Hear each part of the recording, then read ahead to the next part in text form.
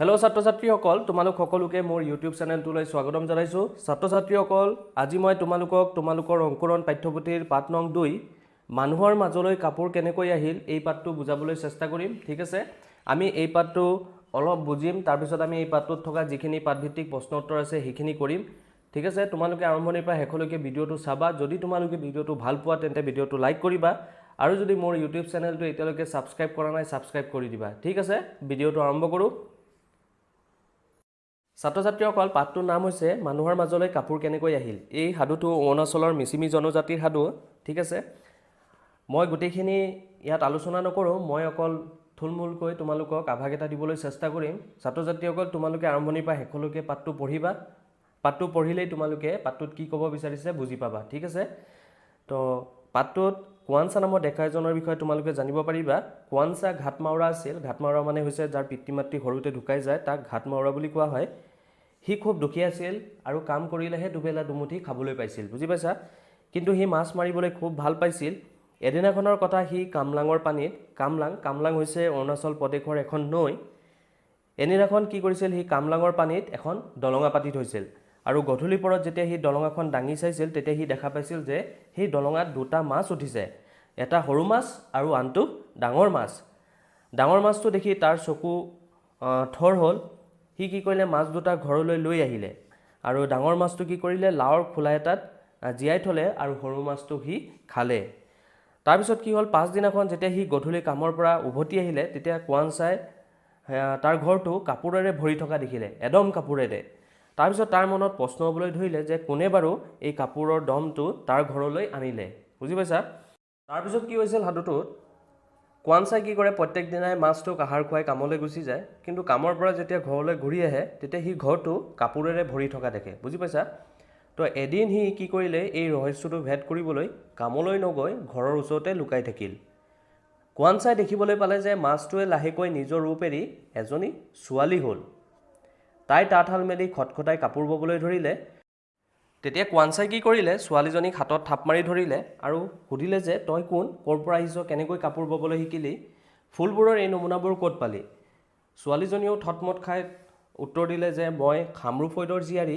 হামৰুমাই মোৰ ঘৰ কামলাঙত আদি মানৱী নিমকে মোক শিপিনী হ'বলৈ কোৱাত মই কাপোৰ বোৱা আৰম্ভ কৰিলোঁ তাৰপিছত কি হ'ল হামৰুমাৰ কথাবিলাক শুনি কোৱানছাৰ খুব ভাল লাগিল সিহঁত দুটাই কি কৰিলে বিয়া কৰিলে এদিন যেতিয়া তেওঁলোকে কাপোৰবোৰ ৰ'দত শুকুৱাবলৈ মেলি দিছিল হঠাতে অহা ধুমুহা বতাই কি কৰিলে কাপোৰবোৰ উৰুৱাই নি পৃথিৱীৰ চুকে কোণে সিঁচৰিত কৰি দিলে যিবোৰ ঠাইত কাপোৰবোৰ পৰিল সেই ঠাইৰ মানুহবোৰে তেতিয়াৰ পৰা কাপোৰ বব জনা হ'ল বুজি পাইছা এই ধৰণে মানুহৰ মাজলৈ কাপোৰ আহিল পাঠটোত আমাক এইখিনি কথাই কৈছে ছাত্ৰ ছাত্ৰীসকল তোমালোকে আৰম্ভণিৰ পৰা শেষলৈকে পাঠটো আকৌ এবাৰ পঢ়িবা ঠিক আছে এতিয়া আমি পাঠটোত যিখিনি প্ৰশ্ন উত্তৰ আছে সেইখিনি আলোচনা কৰোঁ এতিয়া ছাত্ৰ ছাত্ৰীসকল প্ৰথম প্ৰশ্নটোত কি কৈছে চোৱা পাঠভিত্তিক ক্ৰিয়া 1 নম্বৰ কামলাং নৈখন কোন প্ৰদেশত আছে ঠিক আছে তো আমি পঢ়িছিলোঁ যে কামলাং নৈখন কোন প্ৰদেশত আছে অৰুণাচল প্ৰদেশত আছে ঠিক আছে তোমালোকক উত্তৰ দিবলৈ কৈছে তো তোমালোকে উত্তৰটো ইয়াত লিখিব লাগিব ঠিক আছে 2 নম্বৰটো কৈছে কামলাং নৈত মাছ মাৰিবলৈ যোৱা ডেকাজনৰ নাম কি ঠিক আছে তো কামলাং নৈত মাছ মাৰিবলৈ যোৱা ডেকাজনৰ নাম কি কোৱানছা ঠিক আছে 3 নম্বৰটো কৈছে কোৱানছাই কামলাঙৰ পানীত কি পাতি থৈছিল তো ইয়াৰ উত্তৰটো হ'ব দলঙা পাতি থৈছিল ঠিক আছে আমি পঢ়িছিলোঁ যে দলঙা পাতি থৈছিল 4 নম্বৰটো ডাঙৰ মাছটো কোৱানছাই ক'ত জিয়াই থৈছিল তো ইয়াৰ উত্তৰটো তোমালোকে ক'ব লাগিব লাওৰ খোলাত ঠিক আছে 5 নম্বৰটো কি কৈছে কোৱানছাই তেওঁৰ ঘৰটো কিহেৰে ভৰি থকা দেখিছিল তো ইয়াৰ উত্তৰটো তোমালোকে ক'ব লাগিব কোৱানছাই তেওঁৰ ঘৰটো এদম কাপোৰেৰে ভৰি থকা দেখিছিল বুজি পাইছা নম্বৰটো কি কৈছে তাঁতশালখন মেলি খটখটাই কোনে কাপোৰ বৈছিল তো ইয়াৰ উত্তৰটো তোমালোকে ক'ব লাগিব তাঁতশালখন মেলি হামৰুমাই কাপোৰ বৈছিল ঠিক আছে হামৰুমাই লিখিব লাগিব এতিয়া সাধুটো নিজৰ কথাৰে কোৱা তোমালোকে এইটো নিজে কৰিবা ঠিক আছে তোমালোকে নিজৰ ভাষাৰে সাধুটো তোমালোকৰ নিজৰ ভাষাত ক'বলৈ চেষ্টা কৰিবা ঠিক আছে এতিয়া পিছৰ প্ৰশ্নখিনিত কি কৈছে আমি চাওঁ এতিয়া এই প্ৰশ্নটোত চোৱা কি কৈছে কোনে কাক কৈছিল লিখা ঠিক আছে তলত ক খ আমাক দুটা প্ৰশ্ন দিয়া আছে ইয়াত আমাক কিছুমান কথা দিছে ঠিক আছে এই কথাকাৰ কোনে কাক কৈছিল আমাক সেই প্ৰশ্নটোত হেতু সুধিছে ঠিক আছে তো ইয়াৰ উত্তৰটো লিখিব লাগিব আমি প্ৰশ্নটো কি কৈছে চাওঁ আগতে আমি তই কোন ক'ৰ পৰা আহিছ কেনেকৈ কাপোৰ ববলৈ শিকিলি ফুলবোৰৰ এই নমুনাবোৰ ক'ত পালি এই কথাকাৰ কোনে কাক কৈছিল ঠিক আছে তো ইয়াৰ উত্তৰটো তোমালোকে কি লিখিবা ইয়াৰ উত্তৰটো ছাত্ৰ ছাত্ৰীসকল তোমালোকে এই ধৰণে লিখিব লাগিব। ক নম্বৰ উত্তৰ কোৱানচাই হামৰুমাইক কৈছিল। ঠিক আছে, এই ধৰণে লিখিবা তোমালোকে। এতিয়া খ নম্বৰটোত কি কৈছে চাওঁ আমি। এতিয়া খ নম্বৰটোত কি কৈছে চোৱা, পৃথিৱীৰ উপকাৰ হ'ল আদি মানৱী নিমকেৰ মনোবাঞ্ছাও পূৰ্ণ হ'ল, এই কথাষাৰ কোনে কাক কৈছিল। ঠিক আছে, ইয়াৰ উত্তৰটো তোমালোকে লিখিব লাগিব। ইয়াৰ উত্তৰটো ছাত্ৰ ছাত্ৰীসকল তোমালোকে এই ধৰণে লিখিব লাগিব। খ নম্বৰ উত্তৰ এই কথাষাৰ হামৰুমাই কোৱানচাক কৈছিল। ঠিক আছে, তোমালোকে এই ধৰণে এই প্ৰশ্নটোৰ উত্তৰ লিখিবা। এতিয়া আমি পিছৰ প্ৰশ্নখিনিত কি কৈছে চাওঁ।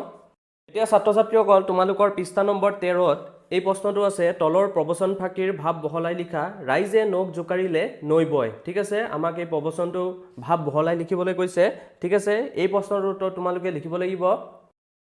ইয়াৰ উত্তৰটো তোমালোকে লিখিব লাগিব ছাত্ৰ ছাত্ৰীসকল। উত্তৰ, ৰাইজৰ নখত লাগি থকা সামান্য পানীখিনি জোকাৰি লগ কৰিলে বহুত পানী হ'ব। অৰ্থাৎ এটোপ দুটোপ পানী পাহাৰৰ পৰা নিগৰি আহিয়েই জান জৰি নৈ আদিৰ সৃষ্টি কৰে। একেদৰে ৰাইজৰ অলপ অলপ বৰঙণিৰ বলতেই একোটা মহৎ কাম সুসম্পাদিত হৈ উঠিব পাৰে। এজনৰ পক্ষে সম্ভৱ নোহোৱা মহৎ কাম এটা বহুজনৰ একমুঠ প্ৰয়াসত সম্ভৱপৰ হৈ উঠে। বুজি পাইছা ছাত্ৰ ছাত্ৰীসকল, তোমালোকে এই প্ৰশ্নটোৰ উত্তৰ এই ধৰণে লিখিব লাগিব। এতিয়া পিছৰ প্ৰশ্নটোত কি কৈছে চাওঁ আমি। পিছৰ প্ৰশ্নটো ছাত্ৰ ছাত্ৰীসকল আমাক কিছুমান বাক্য ৰচনা কৰিবলৈ দিছিলে। প্ৰথমটো দিছিলে ঘাট মাউৰা, তো এইটো লিখিছোঁ মই, ৰাম সৰুতে ঘাট মাউৰা হ'ল। তোমালোকে এই ধৰণে এই বাক্যটো লিখিব পাৰা, বা তোমালোকে যদি অন্য কিবা লিখিব ভাবিছা সেইটো লিখিলেও হ'ব। তাৰপিছত আছিলে চুকে কোণে, ভাৰতবৰ্ষৰ চুকে কোণে বহুতো প্ৰতিভাৱান লোক আছে, এই ধৰণে তোমালোকে লিখিব পাৰা।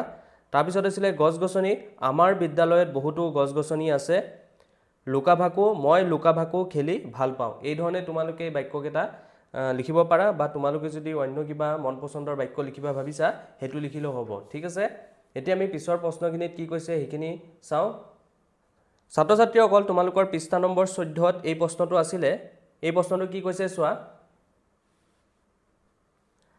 তলত দিয়া বাক্যকেইটা পঢ়া আৰু সেই বাক্যবোৰক প্ৰশ্নবোধক বাক্যলৈ নিয়া। ঠিক আছে, ইয়াত আমাক কিছুমান বাক্য দিয়া আছিলে, এই বাক্যকেইটাক আমাক প্ৰশ্নবোধক বাক্যলৈ নিবলৈ কৈছিলে। যেনেকৈ ইয়াত এটা উদাহৰণ দিছে, মই হামৰুমাই তই কোন। ঠিক আছে, তো প্ৰথমটো বাক্য দিছিলে মই হামৰু ফৈদৰ জীয়াৰী, তো এইটো আমি প্ৰশ্নবোধক বাক্যলৈ নিব লাগে। প্ৰশ্নবোধক বাক্য মানে প্ৰশ্ন সোধা বাক্য হ'ব লাগিব। ঠিক আছে, তো এইটো কি লিখিছোঁ, তই কোন ফৈদৰ জীয়াৰী। এই ধৰণে তোমালোকে প্ৰশ্ন সোধা হৈছে বাক্যটো, গতিকে ইয়াত প্ৰশ্নবোধক চিন দিব লাগিব তোমালোকে। ঠিক আছে, তাৰপিছত আছে মোৰ ঘৰ কামলাঙত, তোমাৰ ঘৰ ক'ত। ঠিক আছে, প্ৰশ্নবোধক চিন।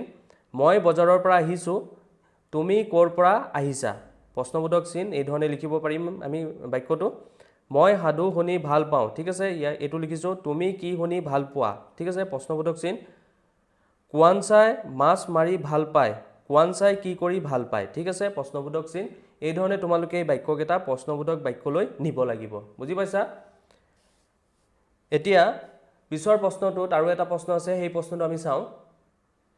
পৃষ্ঠা নম্বৰ 16ত এই প্ৰশ্নটো আছে, তোমালোকে চাবা, তলৰ শব্দবোৰৰ বিপৰীত অৰ্থ বুজোৱা শব্দ পাঠটোৰ পৰা বিচাৰি আনি লিখা। ঠিক আছে, ইয়াত আমাক কেইটামান শব্দ দিছে, ইয়াৰ বিপৰীত অৰ্থ বুজোৱা শব্দকেইটা আমি ইয়াত লিখিব লাগে। ঠিক আছে, তো প্ৰথমটো আছিলে বুঢ়া, বুঢ়া হ'লে কি হ'ব, ডেকা হ'ব। নিৰানন্দ হ'লে আনন্দ, শেষ আৰম্ভণি, খালী হ'লে পূৰ্ণ হ'ব, আৰু জপাই হ'লে মেলি হ'ব। ঠিক আছে, তো এই ধৰণে তোমালোকে এই প্ৰশ্নটোৰ উত্তৰ দিব লাগিব। ঠিক আছে ছাত্ৰ ছাত্ৰীসকল, আজিৰ এই ভিডিঅ'টোত আমি এই পাঠটোৰ যিখিনি পাঠভিত্তিক প্ৰশ্ন উত্তৰ আছিলে গোটেইখিনি আলোচনা কৰিলোঁ। আশা ৰাখিছোঁ তোমালোকে ভিডিঅ'টো ভাল পাইছা। যদি ভিডিঅ'টো ভাল পাইছা তেন্তে ভিডিঅ'টো তোমালোকে লাইক কৰিবা, আৰু যদি মোৰ ইউটিউব চেনেলটো এতিয়ালৈকে ছাবস্ক্ৰাইব কৰা নাই ছাবস্ক্ৰাইব কৰি দিবা।